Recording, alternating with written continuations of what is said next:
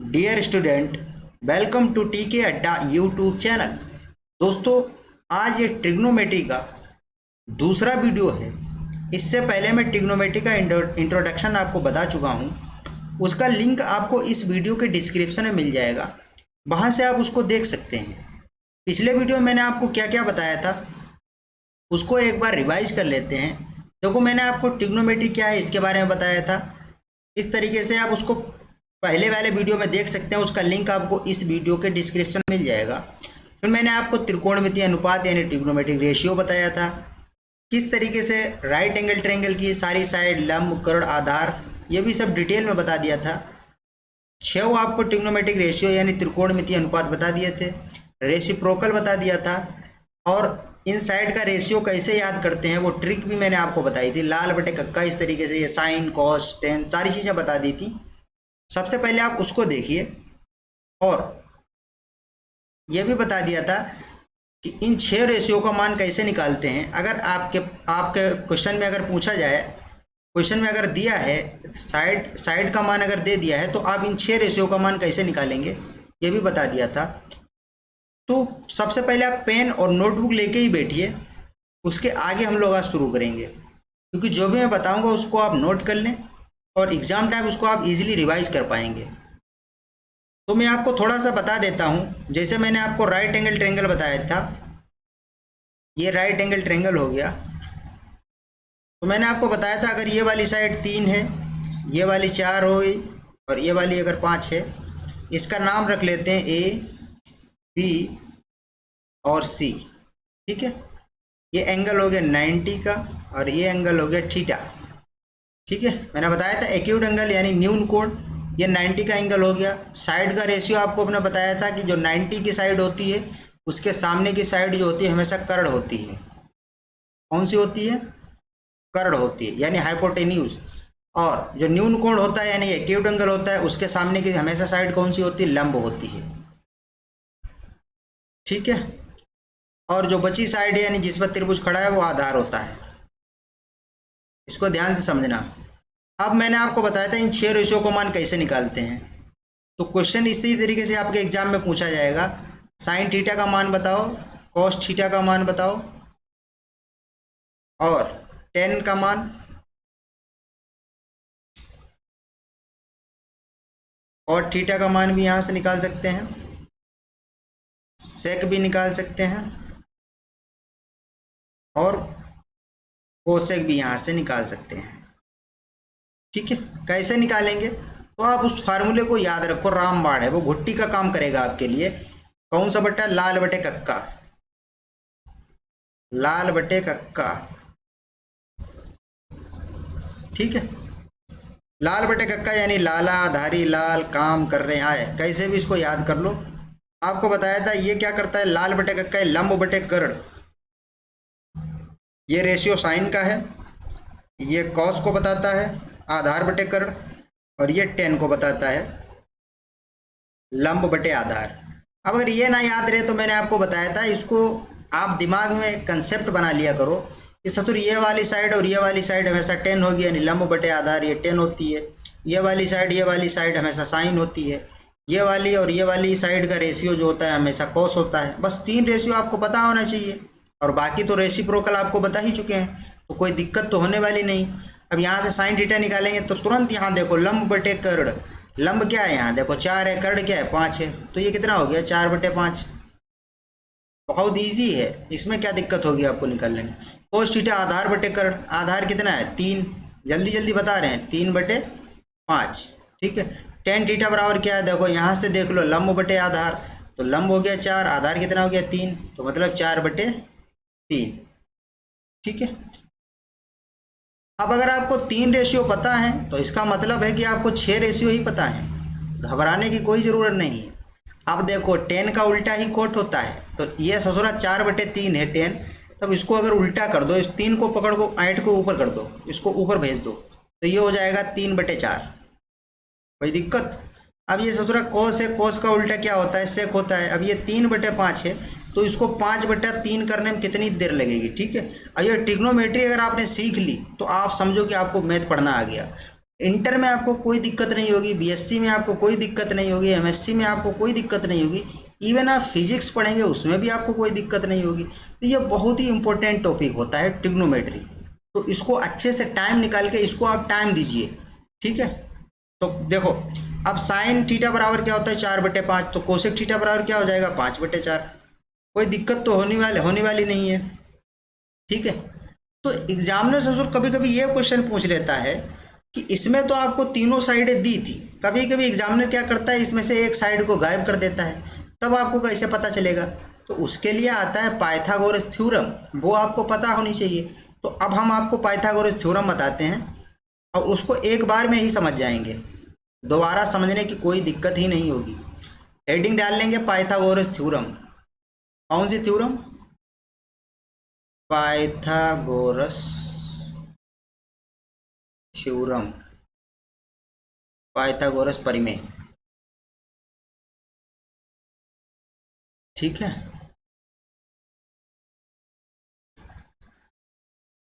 Pythagoras theorem. अब इसको जरा समझो, लिखने में कोई दिक्कत हो जाए उस पे ध्यान ना देना, नाम पे ध्यान दो और पढ़ाई पे ध्यान दो। अब देखो कभी कभी क्या होता है, एग्जामिनर ने मान लो कि आपको दो ही साइडें त्रिभुज में दी हैं, जैसे ये हो गया आपका राइट एंगल ट्रायंगल, ठीक है।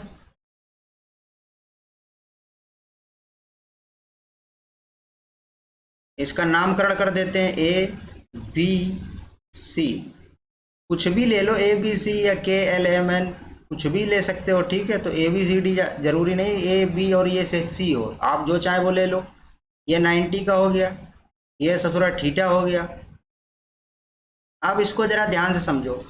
अब मान लो एग्जामिनर ने एक साइड ही नहीं दी, तब तो दिक्कत हो जाएगी। मान लो ये 6 है, ए बी 6 हो गया, बी सी कितना हो गया 8 हो गया। अब ए सी हमको पता ही नहीं और पूछ लिया कि 6 और रेशियो का मान बताओ, तो रेशियो का मान तो हम तभी बता पाएंगे जब ससुर ए सी पता होगी। तब ए सी पता करने के लिए ये पाइथागोरस थ्योरम बनाई गई है। पाइथागोरस थ्योरम क्या होती है लिख देते हैं आपको। ये थ्योरम होती है कर्ण का वर्ग बराबर आधार का वर्ग प्लस लंब का वर्ग, ठीक है। आप इसको अगर त्रिभुज के अकॉर्डिंग लिखें, कर्ण क्या है देखो, इसमें मैं आपको बार बार नहीं बताऊंगा कि कर्ण क्या है, आधार क्या है, लंब क्या है। कर्ण क्या है तुरंत देखो AC, मतलब कर्ण की जगह अगर हम इसको इसकी भाषा में लिखें तो AC का स्क्वायर, AC का वर्ग बराबर आधार का वर्ग, आधार क्या है AB, यानी AB का वर्ग हो गया, ठीक है, प्लस लंब का वर्ग, लंब क्या है BC। अभी आपको हम वो भी बताएंगे कि कभी कभी लंब और आधार ये इंटरचेंज हो जाते हैं, कैसे हो जाते हैं वो भी बता देंगे, कोई भी दिक्कत नहीं होने वाली आपको। तो AC square equal to AB square plus BC square, ये होती है पाइथागोरस थ्योरम। ये ससुर इसी के लिए काम में आती है कि आपको AC नहीं पता तो आप यहाँ से निकाल सकते हैं। आपको AC नहीं पता तो देखो AC स्क्वायर इक्वल टू, दो साइड आपको पता होगी, AB है कितना 6, मतलब कि 6 का स्क्वायर, AB की जगह 6 रख दो तो AB का स्क्वायर प्लस BC कितना है, BC तो 8 है, 8 का स्क्वायर। अब स्क्वायर करना तो आप जानते होंगे, इतना तो आप जानते ही होंगे कि 6 का स्क्वायर क्या होता है, यानी 6 का वर्ग क्या होता है। 6 की पावर 2 का मतलब 6 गुणे 6, मतलब 6 छंग 36, ठीक है। अब वर्ग करना आपको थोड़ी सिखाएंगे। अब ये 8 का स्क्वायर मतलब 8 गुणे 8, 8 और 64, ये हो गया 64। तो ये ऐसे चलेगा, AC square is equal to 36 और 64 कितना होता है, शायद 100 होगा, ठीक है। अब देखो इधर स्क्वायर है, अब इधर का हम लोग स्क्वायर हटाएंगे तो क्या करेंगे, इधर क्या लगा लेंगे अंडर रूट, यानी वर्गमूल लगाएंगे, तो 100 का वर्गमूल। अब वर्गमूल है तो 100 का वर्गमूल आपको याद भी होना चाहिए, इसको हम लोग 10 गुणे 10 लिख सकते हैं। तो वर्गमूल से कोई चीज़ निकालने के लिए क्या करते हैं, 2 का जोड़ा बनाते हैं तो 10 बाहर आएगा। तो आप इसको डायरेक्ट भी याद होना चाहिए आपको, 100 का वर्गमूल कितना होता है 10। अब देखो ये 10 जो निकल कर आया है, ये 10 क्या है, ये AC है, और AC का मतलब ही था कर्ण, तो कर्ण कौन सी साइड है, ये वाली। तो अब देखो कर्ण भी हमको मिल गया, AB भी मिल गया, BC भी मिल गया और AC भी मिल गया। तो आपको मिलना बचा क्या है, कुछ नहीं। अब आप 6 रेशियो का मान निकाल सकते हैं, यहाँ पे निकाल देते हैं, ठीक है। कलर चेंज करने मज़ा नहीं आ रहा है। अब देखो, अब 6 रेशियो का मान हम लोग निकाल लेंगे। अब वो लाल बटे कक्का से बार बार नहीं लिख पाएंगे उसको, साइन थीटा निकालना है आपको। एग्जामिनर आपसे कुछ भी पूछे, आप क्या करेंगे, 2 सेकंड में सब निकाल फेंक देंगे, ठीक है। तो कोई दिक्कत तो होगी नहीं आपको, ये आपको याद होनी चाहिए।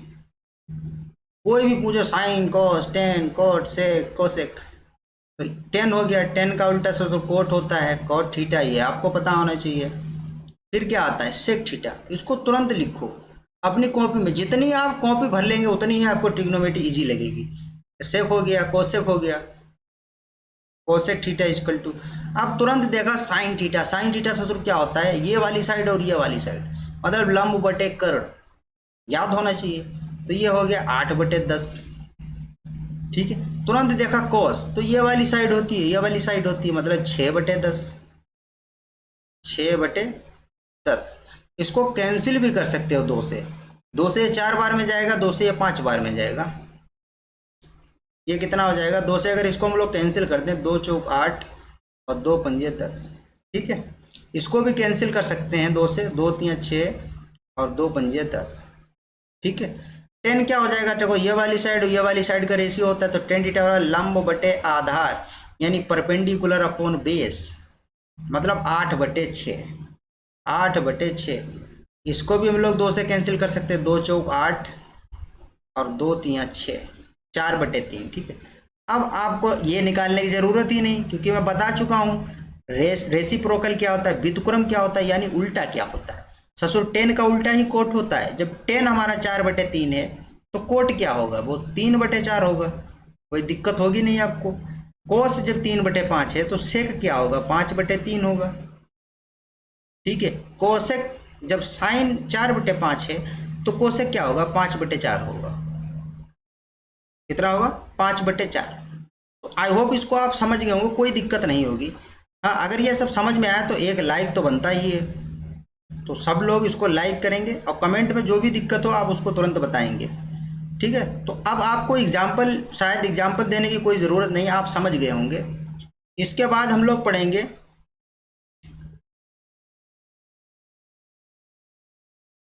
त्रिकोणमितीय सर्वसमीकाएं। कौन सी सर्वसमीकाएं, सर्वसमीकाएं, सर्वसमीकाएं। उसके बाद आपको टेबल भी बतानी होगी, तो सारी चीज़ें आपको धीरे धीरे ही समझ में आएंगी। सर्वसमीकाएं, आइडेंटिटीज,